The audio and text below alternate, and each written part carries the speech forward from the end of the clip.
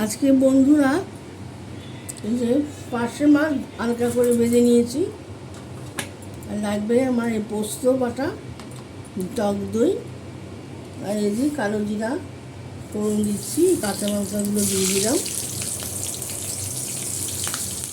আলুটাও দিয়ে দিলাম,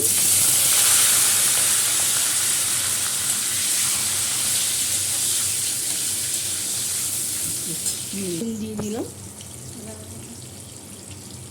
নুন দিয়ে দিলাম,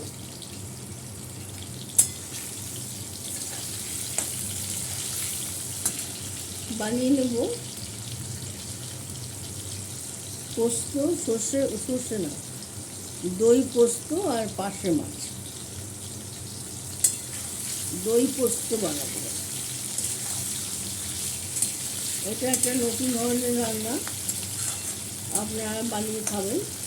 যা গরম পড়েছে, একটু টক দই দিলে সেই রান্নার স্বাদও ভালো হয় আর একটু হালকা হয়। এই পোস্তটা দিয়ে দিলাম, পোস্তটা দিয়ে দিয়েছি। এই রান্নাতে হলুদ পড়বে না, অনেকটা দই মাছ টাইপের। এটা হচ্ছে পার্শে মাছ দিয়ে, ছোটো পার্শে দিয়েও হয়, বা পার্শে মাছটা একটু বড়।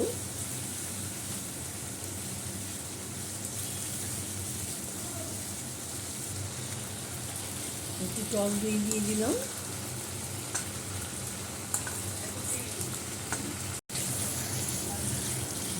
দেখুন খুব সুন্দর হচ্ছে দেখতে। টক দই দিয়ে খেলে একটু গরম পড়েছে তো, একটু হালকা পতলা হলে খেতে ভালো লাগে। অল্প একটু চিনি দিয়ে দিলাম,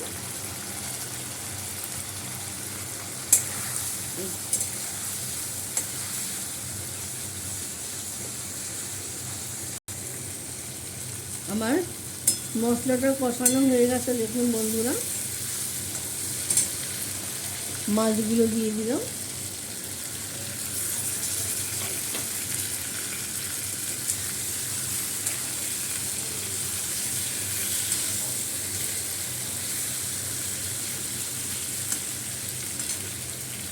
একটু জল দিয়ে দিচ্ছি।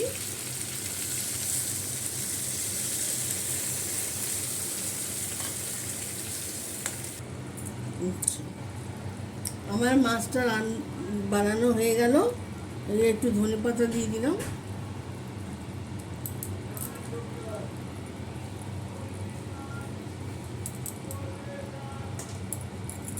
আর লাস্টে দেব একটু কাঁচা তেল। এটা হচ্ছে আসল রান্না, রান্নার স্বাদটাকে বাড়িয়ে দেব। আমার মাছ রান্নাটা হয়ে গেল। এইভাবে রান্না করে খাবেন, গরমকালে খুব আরাম লাগবে।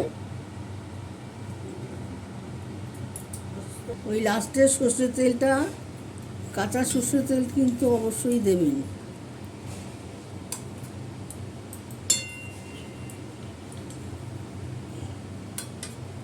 যা গরম পড়েছে, একটু দই টই দিয়ে রান্না করলে সেই তরকারিটা খুব সুন্দর স্বাদ হয়।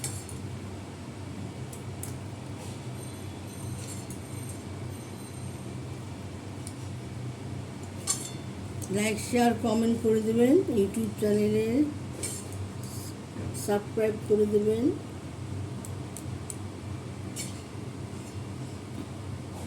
নমস্কার বন্ধুরা, আমার ব্লগটা এখানেই শেষ করি। লাইক শেয়ার কমেন্ট সাবস্ক্রাইব করে দিলে আমার ভালো লাগবে, নোটিফিকেশনগুলো আপনার কাছে চলে যাবে। আমি কেমনভাবে রান্না করছি আপনারা শিখতে পারবেন। নমস্কার বন্ধুরা, আমার রান্না ব্লগটা এখানেই শেষ হলো। আগে দর্শনধারী, তারপর গুণ বিচারী। নমস্কার।